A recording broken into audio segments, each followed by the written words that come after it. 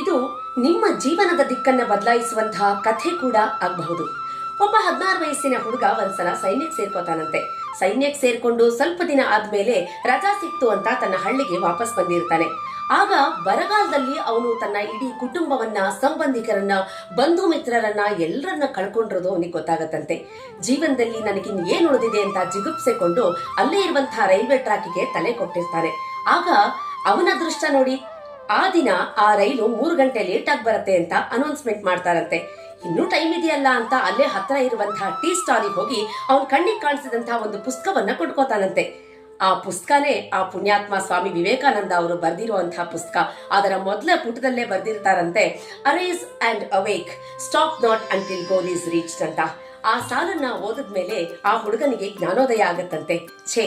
ನಾನು ನನ್ನ ಜೀವನದಲ್ಲಿ ಗುರಿಯನ್ನೇ ನಿರ್ಧಾರ ಮಾಡ್ಲಿಲ್ವಲ್ಲ, ಹೆದರ್ಕೊಂಡು ಸಾಯೋದಕ್ಕೆ ಹೊರಟಿದ್ನಲ್ಲ ಅಂತ ಅವನಿಗೆ ಜ್ಞಾನೋದಯ ಆಗಿ ತಕ್ಷಣ ಅವನು ತನ್ನ ಹಳ್ಳಿಗೆ ಹೊರಟೋಗಿ ತನ್ನ ಜಮೀನಿನಲ್ಲಿ ಬಂಗಾರದ ಬೆಳೆಯನ್ನ ಬೆಳೀತಾನಂತೆ. ಇಡೀ ಹಳ್ಳಿಯಲ್ಲಿ ಅವನು ಮದ್ಯಪಾನವನ್ನ ನಿಷೇಧ ಮಾಡ್ತಾನಂತೆ. ಹಾಗೆ ಇಡೀ ಊರು ಅವನನ್ನ ಒಬ್ಬ ರೋಲ್ ಮಾಡೆಲ್ ಅಂತ ಕರೆಯತ್ತಂತೆ. ತಾಲೂಕು ಜಿಲ್ಲೆಗಳು ಅವನನ್ನ ಹೀರೋ ಅಂತ ಕರೆಯತ್ತಂತೆ. ಇಡೀ ರಾಜ್ಯ ಅವನನ್ನ ಲೀಡರ್ ಅಂತ ಕರೆಯತ್ತಂತೆ. ಭಾರತ ದೇಶ ಅವನನ್ನ ಅಣ್ಣ ಹಜಾರೆ ಅಂತ ಕರೆಯತ್ತಂತೆ.